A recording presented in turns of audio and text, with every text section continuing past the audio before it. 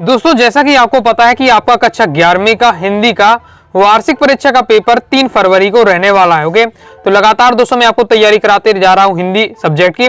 Topic by topic में आपको क्या है हिंदी सब्जेक्ट की तैयारी कराते जा रहा हूं। ओके, इससे पहले दोस्तों मैंने आपको क्या है काव्य खंड के महत्वपूर्ण प्रश्नोत्तर बता दिए, महत्वपूर्ण वस्तुनिष्ठ बता दिए हैं, साथ ही पद्य साहित्य का इतिहास वाले टॉपिक के भी महत्वपूर्ण क्वेश्चन आंसर बताए हैं। इस वीडियो में दोस्तों हम क्या है पद्य साहित्य का इतिहास वाला जो टॉपिक है इसके अति महत्वपूर्ण वस्तुनिष्ठ प्रश्नोत्तर देखने वाले हैं। कुछ ओके ज्यादा क्वेश्चन नहीं, कुछ सिलेक्टेड ही हैं, उन्हें हम देख लेंगे। और जितना क्वेश्चन बताते जा रहा हूं वीडियो को देखते ही देखते आप तैयार करते जाइएगा, तो आपको बस आपकी क्या है प्रतिदिन वीडियो आप देखते जाइएगा, आपकी क्या है तैयारी अच्छे से हो जाएगी। ओके, तो एक भी आपका प्रश्न नहीं छूटने वाला है।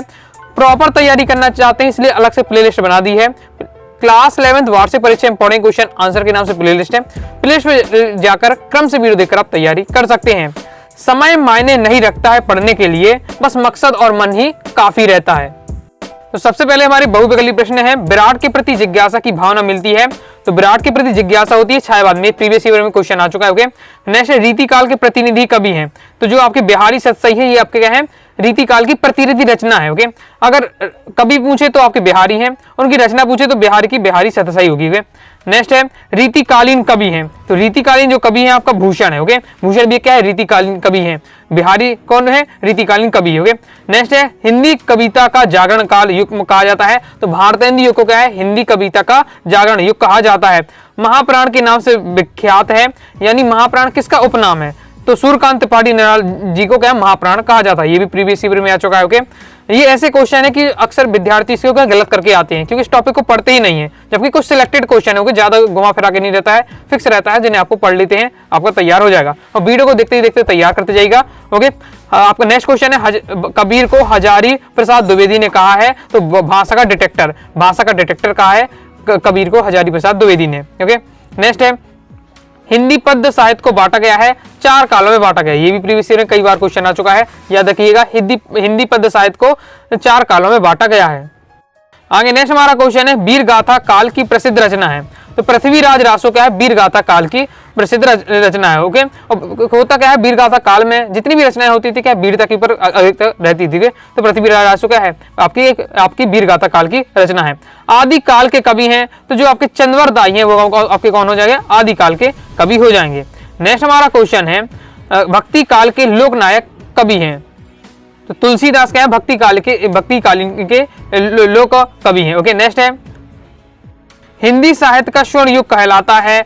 तो भक्ति काल को हिंदी साहित्य का स्वर्ण युग कहलाता है। ओके, अब क्यों कहते हैं तो मैं आपको क्वेश्चन आंसर इससे पहले बताया तो उसमें मैंने आपको बताया था। ओके, टॉपिक बाय टॉपिक बताते जा रहा हूं, तैयार करते जाइएगा। आपके 280 में 80 आपको नंबर मिलेंगे। ओके, क्योंकि जब पूरा तैयार कर लेंगे आप तो कैसे उससे बाहर जाएगा। ओके, इसलिए अच्छे से तैयार करते जाइएगा। देखिए सामने पूर्ति कीजिए। पहला है आदिकाल में प्रमुख रूप से डेडस का सजीव वर्णन हुआ है, तो युद्धों का सजीव वर्णन हुआ है। भक्ति काल को प्रेम मार्गी काव्य के प्रमुख कवि हैं। तो भक्ति काल में प्रेम मार्गी के हैं जायसी। ओके, ज्ञान मार्गी के पूछे तो कबीर। इसके बाद नेक्स्ट है भक्ति काल के प्रसिद्ध ग्रंथ का नाम है तो रामचरितमानस। भक्ति काल में जैसे कौन कौन से अगर कवि पूछ लिए जाते हैं तो तुलसीदास सूरदास भक्ति काल के कवि है। प्रसिद्ध रचना पूछी जाती है रामचरितमानस। रीति काल में वीररस की कवि हैं हुए तो भूषण रीति काल में क्या वीररस के कवि हुए। नागार्जुन डेडस के कवि हैं तो प्रकृतिवाद के कवि हैं। रीतिकाल के कवि हैं तो देव क्या है रीतिकाल के कवि है। ओके, आपको यहाँ कोई भी आप बता सकते हैं रीतिकाल के कवि में भूषण भी लिख देंगे तो भी आपका राइट होगा। ओके, नेक्स्ट डेडस ग्रंथ में परिवार के मर्यादा का सर्वोत्तम उदाहरण देखने को मिलता है। तो रामचरितमानस में परिवार की मर्यादा का सर्वोत्तम उदाहरण देखने को मिलता है।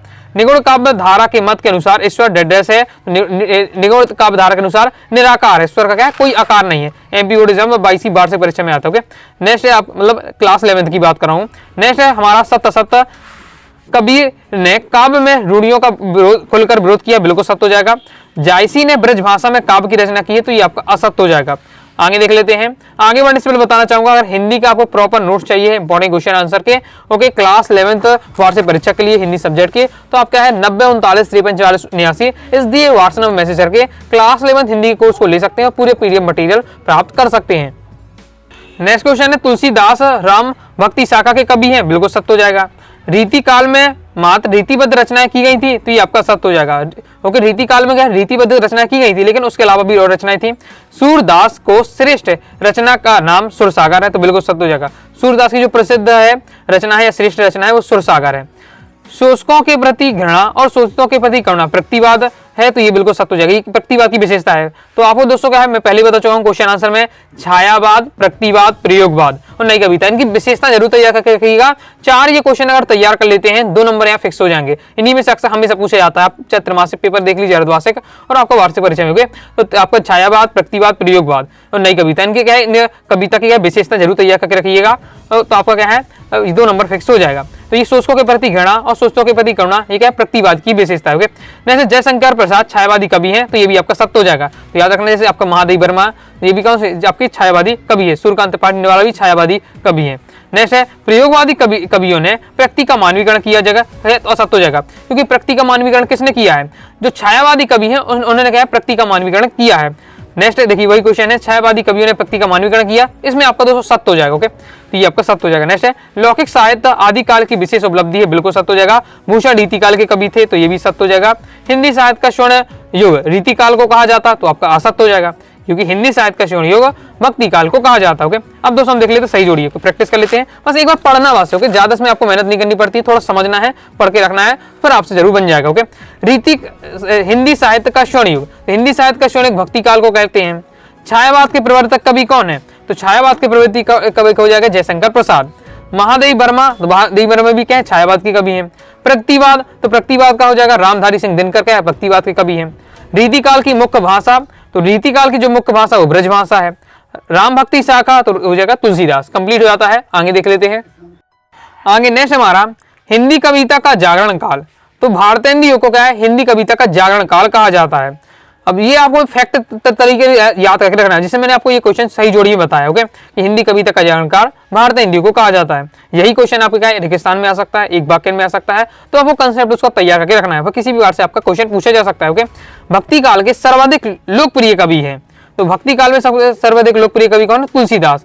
प्रसिद्ध ग्रंथ पूछा जाए रामचरितमानस, तो इस प्रकार से भी क्वेश्चन आ सकता है, भक्ति काल का सबसे प्रसिद्ध ग्रंथ कौन है, तो जब तुलसीदास प्रसिद्ध कवि है तो उन्हीं का रचना जो है रामचरितमानस, वही क्या प्रसिद्ध रचना होगी।